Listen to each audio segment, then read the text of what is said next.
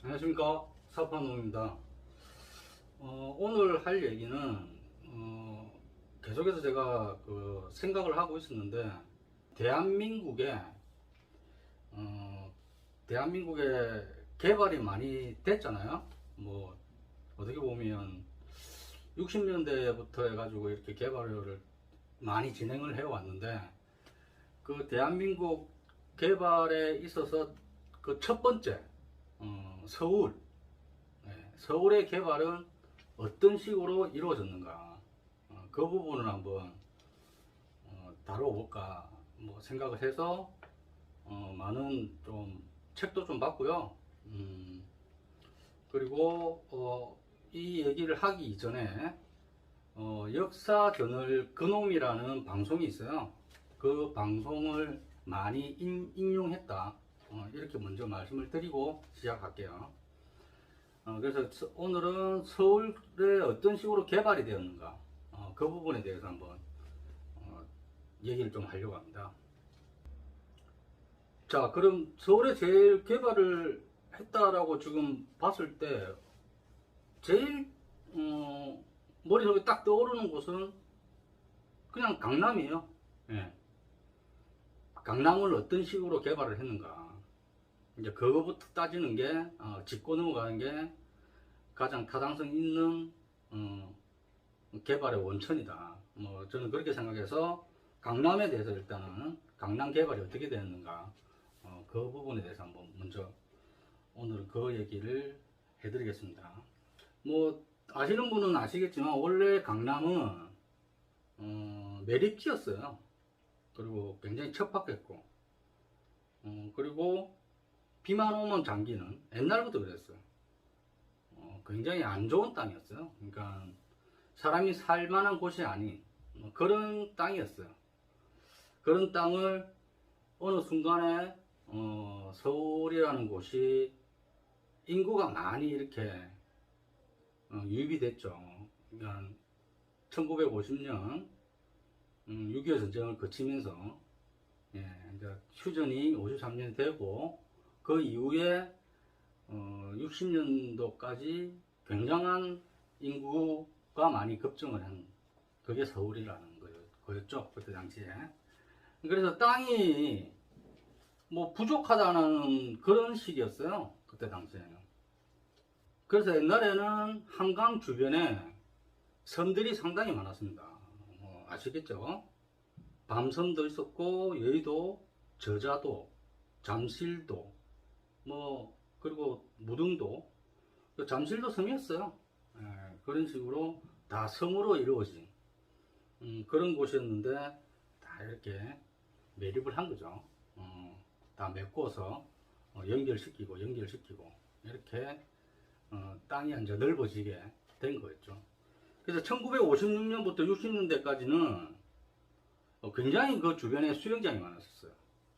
수영장이 많아가지고 굉장히 유명한 곳이었죠. 그 유명한 곳이 바로 그 광나루에 있는 워커힐, 그 앞에 있는, 그 앞에 자리 잡고 있는 수영장이 제일 유명했다고 합니다. 옛날에부터 살고 계셨던 분들은 아마 아실 거예요. 가장 유명한 수영장이어서 관광지로 유명했다. 이렇게 관광지로 발달을 시킨 게 바로 그냥 뭐 박정희 정권 때죠. 박정희 대통령이, 전 대통령이 뭐 이 우리 국내에 있는 사람들이 자꾸 일본으로 해외여행을 가니까 일본으로 가지 말고 우리나라에서 놀아라, 뭐 그런 취지로 그렇게 만들었다고 합니다. 그래서 지금도 한강 뷰가 가장 좋은 곳이 오커힐이잖아요. 오커힐에서 바라보는 뷰가 가장 이쁘다고 합니다.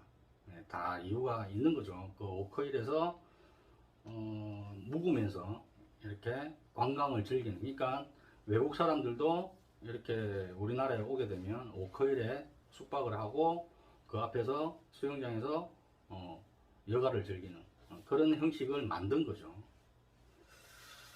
근데 중요한 건 뭐냐면, 그때 당시에 발전을 막 하기 위해서 또 한 가지가 생겨난 게, 그린벨트라는 말 한번 들어보셨을 겁니다. 그린벨트.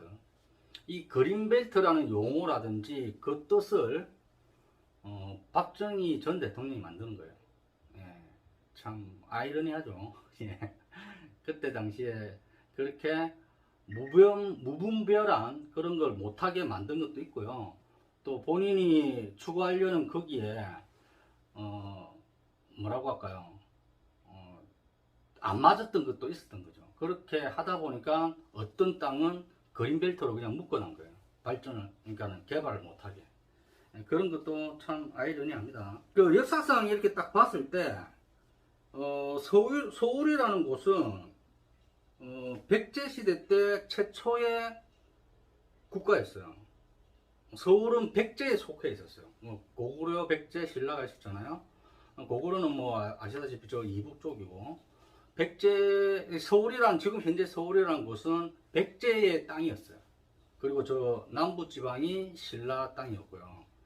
그래서 그런 식으로 딱딱딱 나누었었는데, 어떻게 보면 서울은 백제의 땅이었죠. 예, 그렇게, 이것도 하나의 역사적으로 나오는 상황이라서 잠깐 짚고 갔고요.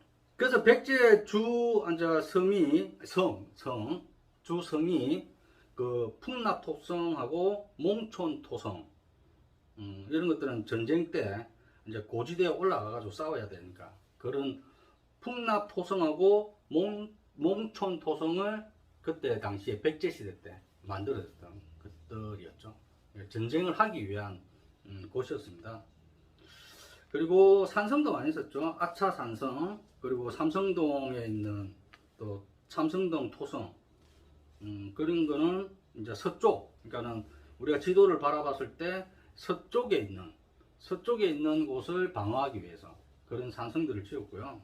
그러니까 이제 이렇게 백제가 하고 있다가 뭐 고구려가 또 이렇게 백제 땅을 점령을 해서 또 고구려 사람들이 살았던 적도 있고 뭐 그랬죠. 그래서 거의 뭐 이 서울이라는 곳은 2000년이 넘는 그렇게 살았던 곳이 바로 서울입니다. 예.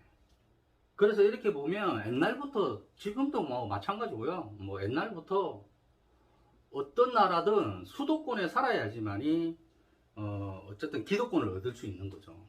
그래서 서울이라는 이 곳은 옛날부터 기득권들이 자리 잡고 있었던 그런 곳이었고, 역사적으로 볼 때 동인이 있고 서인이 있잖아요. 그러니까 동인하고 서인이 있는데 동인이 살았던 곳이 현재에 있는 인현동에서 동인이 살았고요. 서인도 살았던 곳이 있었겠죠. 서인이 살았던 곳은 현재의 정동, 그쪽에서 서인이 살았다고 합니다. 그러니까는 뭐 고려시대나 조선시대 때 뭐 어쨌든 항상 그 강남보다는 강북이 최고의 동네였어요. 살기가 좋은 동네고, 예. 항상 그래서 경북궁도 그 종로였잖아요. 예. 조선시대에도 다 그 궁들은 예, 그쪽에 있었죠. 예, 그러니까 강북이 훨씬 더 강남보다는 살기가 좋았죠. 그 어쨌든 박정희 정권이 들어서기 전까지 그랬습니다. 그래서 아직도 전통적인 부자들은 어디 살고 있는지 다들 아시겠죠? 예, 평창동하고 성북동 그리고 한남동. 그래서 그런 분들이 전통적인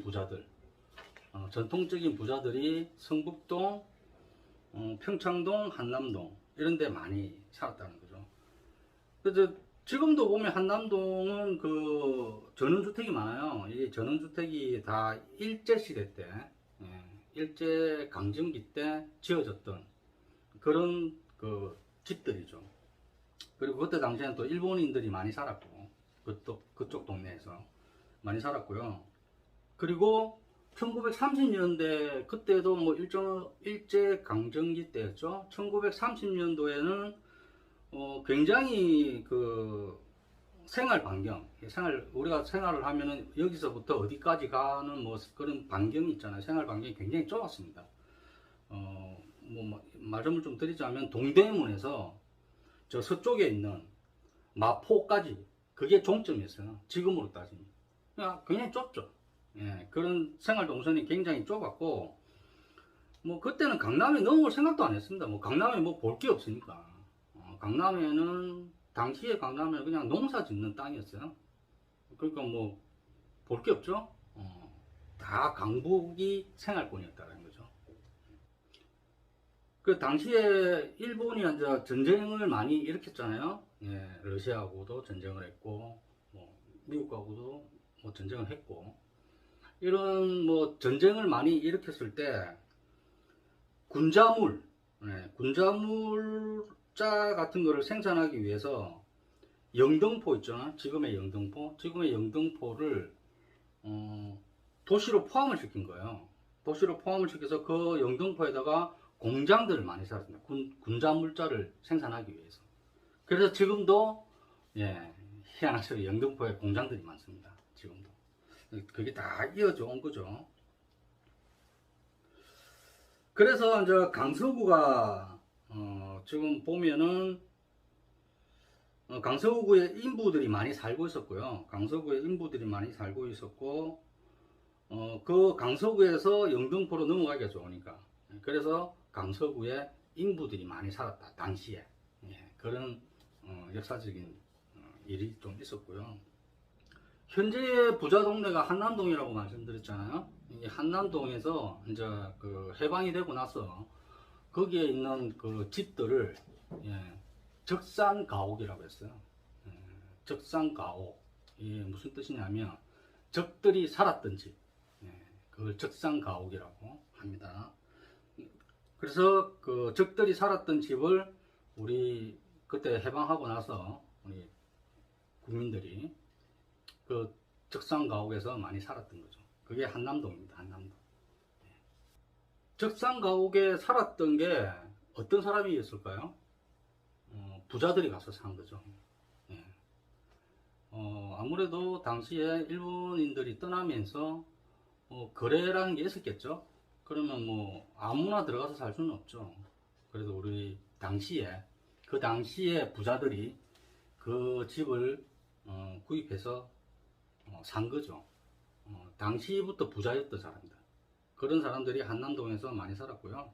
그래서 이제 만주나 우리나라 이 동포들이 만주나 해외에 그때 당시 강제징용을 당했던 우리나라 국민들이 많았잖아요. 그 사람들이 이제 국내로 돌아와야 되잖아요. 우리나라로 돌아와가지고 터전을 잡았던 곳이 그 한남동에 있는 공터 같은 곳이었어요. 이게 이제 지금으로 얘기하면 뭐 그때 당시에도 얘기했지만 판자촌이에요. 해방 이후에 판자촌이 많이 생겼던 곳이었죠. 한남동도 그랬고요. 그러니까는 이런 것들을 하기 위해서는 국가에서 지원해줄 형편이 안 되는 거죠. 그러니까 직접 뭐 집을 짓고 그렇게 살았던 거죠. 뭐라고 할까요? 뭐 말 그대로 판자 같은 것을 들고 와서 그냥 막 겹겹이 이렇게 쌓아서 집을 지은 거예요. 그게 바로 판자촌입니다. 그래서 이게 이 모든 공터들이 그 어떻게 보면 개인의 땅이 아니고 국공유지거든요. 국공유지다 보니까 나라에서 어쩔 수 없이 이 국공유지를 내준 형편이었죠. 그래서 주소도 나라에서 정해주고, 그래서 필지가 형성이 되고, 그리고 세금도 걷고, 뭐 이렇게 자연스럽게 그렇게 당시에는 진행을 한 거죠. 근데 어쨌든 여기는 국공유지라는 거죠. 개인의 땅은 아니고. 그러니까 이제 지금 현재 일에 보십시오. 현재 일에 보면 가장 개발이 안 되는 동네가 한남동이에요. 한남동은 재개발 이런 게 뭐 우리가 흔히 아는 뭐 지주택도 마찬가지예요. 한남동은 안 돼요. 왜 이 어려우냐면은 그때 당시부터 그런 식으로 해오다 보니까 뭐라고 할까요? 권리관계가 너무 복잡해요. 권리관계가. 그러니까 사람을 찾을 수 없는 것도 많고, 근데 이게 그 실제 지주들하고 건물주하고 다 달라요. 그리고 이 뭐라고 할까요? 구역, 이렇게 필지를 구역시키는 이런 구분들이 너무 복잡하다는 거죠. 그래서 그런 것들 때문에 한남동은 개발하기 어려운 동네. 지금 현재가 그렇습니다. 한남동이. 다 같이 그렇게 판자촌처럼 해서 살았기 때문에 이제 주인이 누군지도 애매모호하고요. 그냥 뭐 계속해서 그냥 무허가 형식으로 살았으니까 사는 사람이 주인일 수도 있고 아닐 수도 있고 하여튼 복잡했다는 거죠. 그게 지금까지도 복잡하다는 거죠. 그래서 뭐 이런 거 있잖아요. 계량기를 달았는데 지금은 계량기가 다 집집마다 각각 따로따로 계량기가 있던데 당시에는 계량기 한 개에 여러 가구에서 이제 계량기를 쓰는 거죠. 그러니까 수도세라든지 이런 것들이 굉장히 해결하기가 힘들었죠. 그래서 나타난 게 다가구입니다. 그래서 나타난 게 이때 그래서 다가구가 나타나서 계량기를 한 가구에 하나씩 이렇게 설치를 한 거죠. 뭐 거의 이런 것들이 역사죠. 이런 형식이다 보니까 다가구라는 게 생겨난 발생했던 그런 시기였죠. 그런 식으로 이어져 오는 이 삶들이 아버지가 이제 그쪽 판자촌에서 살았겠죠. 자식을 놓고. 그러니까 아버지가 또 돌아가시면 또 그 자식이 거기서 또 살았고 그런 형식이 다 있었는데 판자촌에서. 근데 갑자기 이제 그 아파트를 짓겠다고 국가에서 이제 얘기를 한 거예요. 이제 이런 상황은 개발을 위해서 어쩔 수 없는 부분인데 갑자기 다 나가라고 하니까. 그러니까 이게 국공유지였으니까 가능했던 거예요. 국공유지를 점유를 하고 있었으니까 쫓아낸 겁니다. 그러니까 아파트를 지어야 되니까 개발을 해서 아파트를 지어야 되니까 당신네들 다 나가라. 그러니까 얼마나 황당했겠습니까. 그래서 이제 토지 보상 같은 것도 요구하고 했는데 이 토지 대장을 떼보니 이게 국공유지거든요. 그러니까 보상도 안 해주는 거예요. 보상도 없이 그냥 이런 식으로 나가라 하니까 와 황당하죠. 그러니까 30년 넘게 살았던 곳인데 이런 것들을 이제 버려두고 이제 가야 되니까. 그래서 일어난 그 투쟁이 80년대부터 일어난 투쟁이 철거민 투쟁이라는 게 생겨난 겁니다. 그 철거를 해야 되니까 그분들을 철거를 하는 그 동네에 살고 계시는 분들이 철거민이라는 거죠. 그래서 철거민 투쟁이 이때부터 생겨났다. 이렇게 보시면 되고요. 그래서 가장 대표적인 곳이 아마 뭐 여러분 다 아시겠지만 목동하고 상계동이에요. 그쪽에도 판자촌이 거의 판자촌이었다는 거죠. 목동하고 상계동, 그리고 사당동, 흑석동, 상계동 아까 말씀드렸죠. 그리고 상도동하고 다 무허가 판자촌이었어요.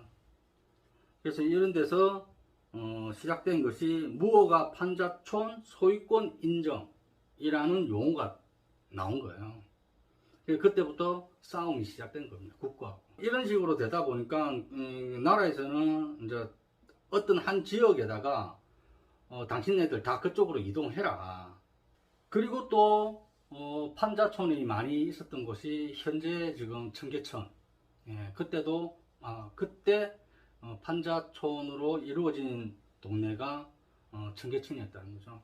아까 말씀드린 이 동네하고 청계천하고 이분들을 이제 다른 지역으로 이동시킨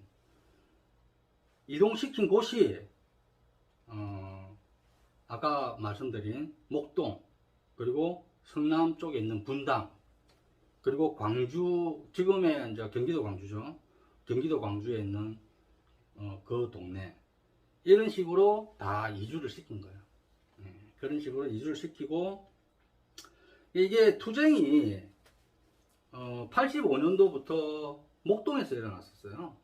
목동에서 투쟁이 일어나가지고 이때 무슨 일이 있었냐면은 국가에서 소유권을 갖고 있는 사람하고 세입자라는 사람하고 있을 거잖아요. 그래서 이게 그때부터 뭔가 모를 갈라치기를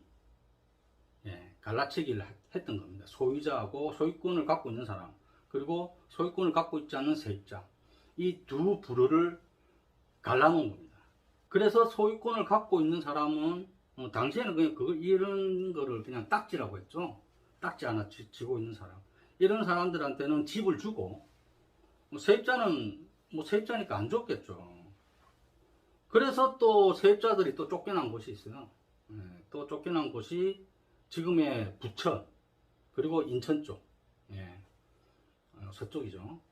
지도를 딱 보면 서쪽, 부천하고 인천 쪽으로 간 곳이죠. 그 세입자분들은 그리로 갔고, 그래서 갈라치기 하면서 개발된 곳이 노원구예요. 현재의 노원구. 노원구가 당시에 서울시에서 이제 개발을 한다고 진행을 한 곳이 노원구입니다. 이때부터 민간 개발로 진행을 했고요. 그래서 지금부터 중요한 사항이 이제 나타나죠. 이때부터 생겨난 것이 조합. 이때부터 용어가 조합이라는 게 생겨난 거예요. 소유자를 상대로 민간 개발이 하는 거죠. 국가가 개입하지 않고, 이거는 그러니까 딱 이런 형식으로 하는 게 지역주택조합인 거죠. 어떻게 보면 이때부터 생겨났다고 생각하시면 돼요. 지역주택조합이라는 것은 법도 생겼고, 그러니까 지금의 재개발하고는 좀 달라요. 재개발은 또 재개발대로 그런 상황이 있었고, 그러니까 형식으로 따지면 재개발도 같은 개념이에요. 아마 재개발하고 지역주택조합이 거의 형식이 같은데 약간의 법 차이가 좀 있어서 좀 헷갈리는 부분이 있는데, 이거는 제가 수차례 얘기했으니까 그거는 어느 정도 아실 것 같고요. 그래서 조합이라는 게 탄생을 했는데, 근데 중요한 건 이제 세입자라는 거죠. 이 세입자들을 그러면 어떻게 할 것인가. 그래서 일어난 게 용산 사태입니다. 옛날에 제가 용산 사태에 대해서 한번 얘기한 적도 있긴 한데, 이 용산 사태가 2009년도에 일어났어요. 2009년도에 용산 사태라는 게 일어나가지고, 그쪽에 장사하고 이런 분들이 이제 세입자죠. 어떻게 보면. 그런 분들이 들고 일어난 거죠. 그게 이제 참사로 이어진 거죠. 유명하죠. 용산 사태는.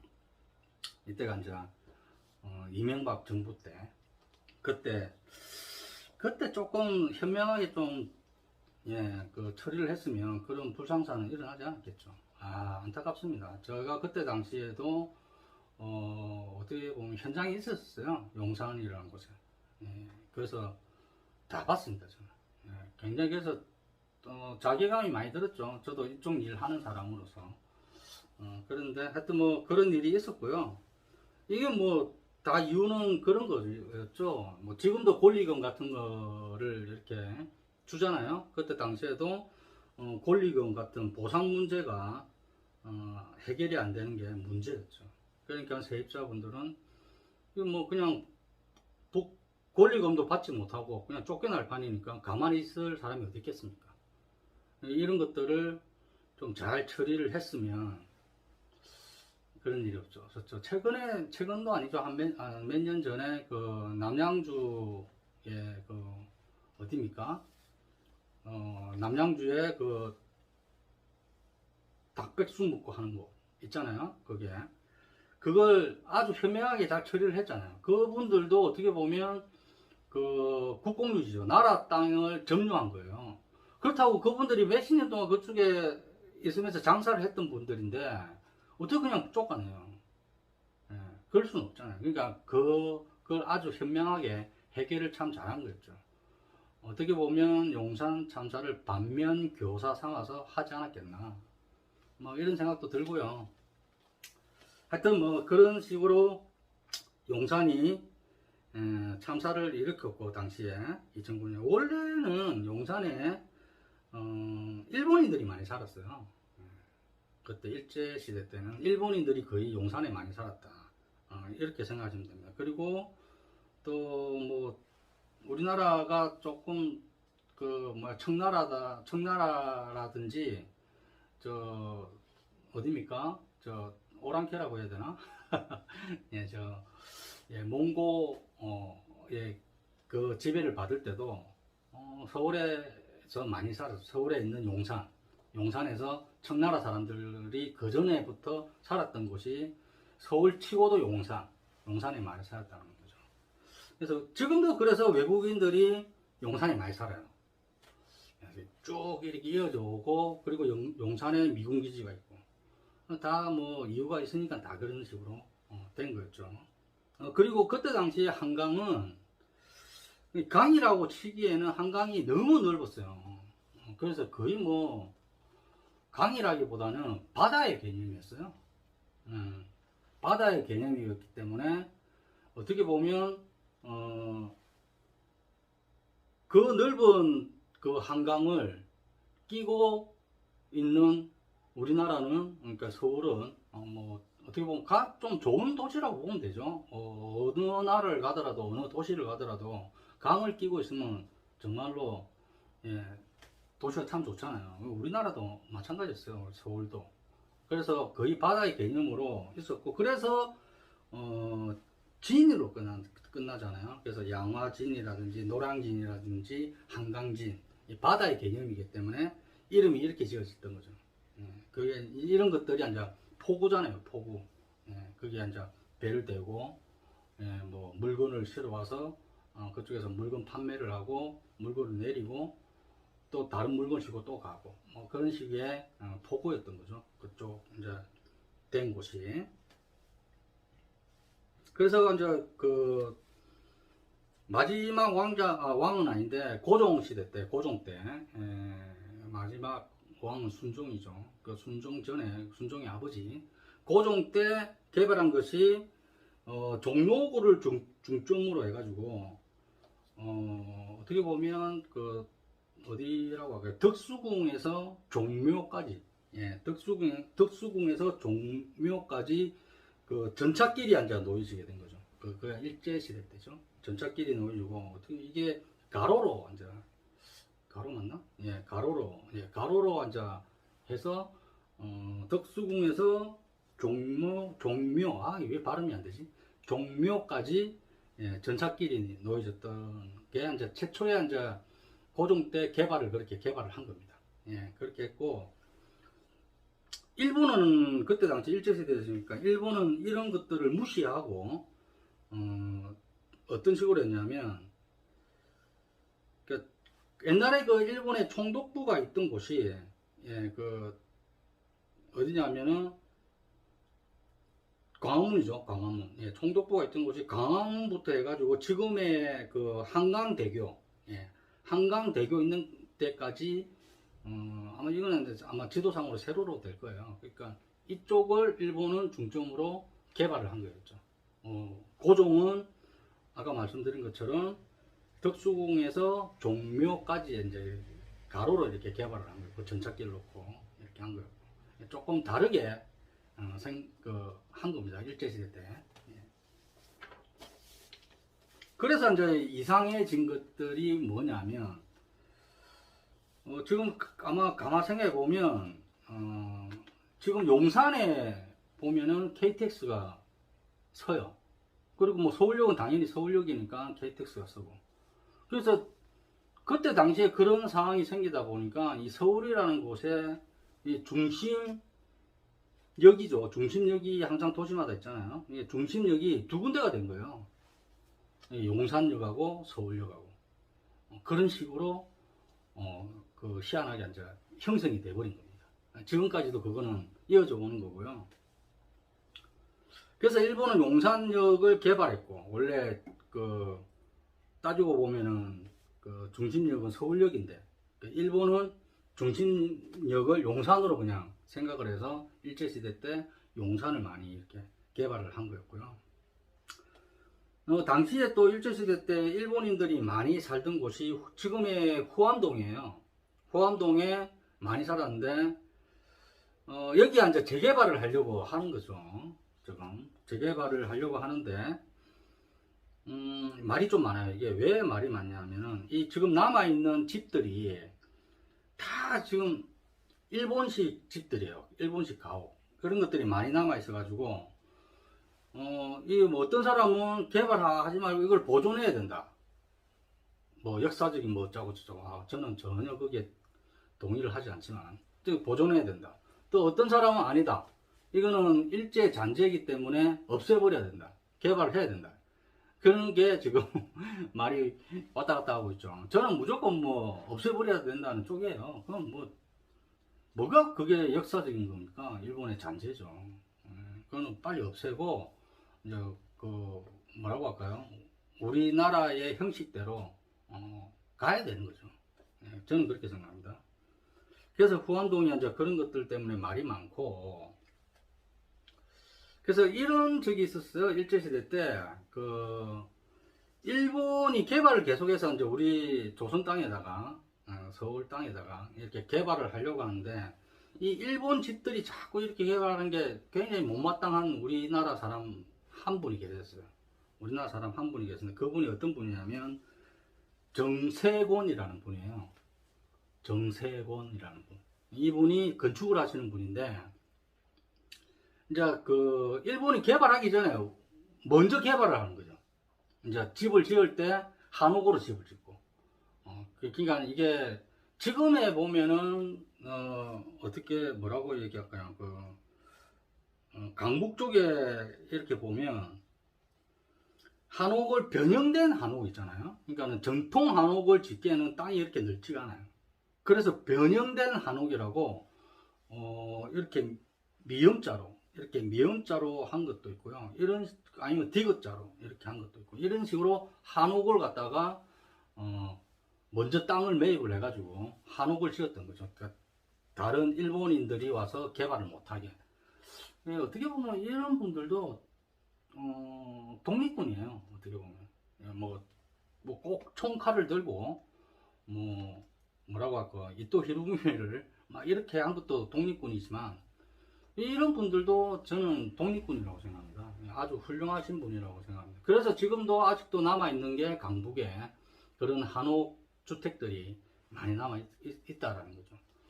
어떻게 보면 이것도 하나의 굉장히 아주 좋은 역사죠.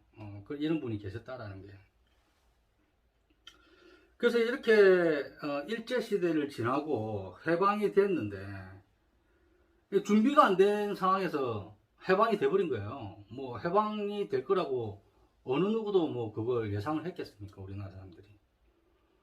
그리고 그때 당시에 뭐 어쨌든 국가가 만들어지고 했을 때 임시 정부가 이제 생겨났죠.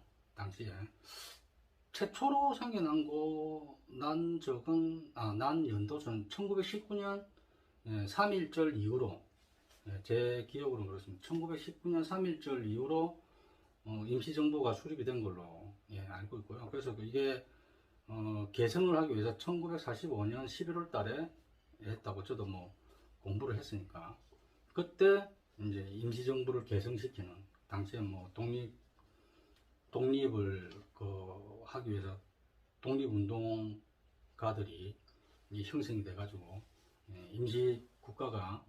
임시정부가 발생이 됐고, 그래도 뭐 임시국가는 임시정부고 준비 안 된 상태에서 그러다 보니까 뭐 도시가 그냥 엉망진창이었죠. 예. 그러니까 뭐 살아가는 것도 뭐 엉망진창이었고, 그러니까는 뭐 아무 때나 막 땅에다 그냥 집 짓고 판자촌 짓고 살고 이래서 했던 곳이 이제 그때 당시였어요.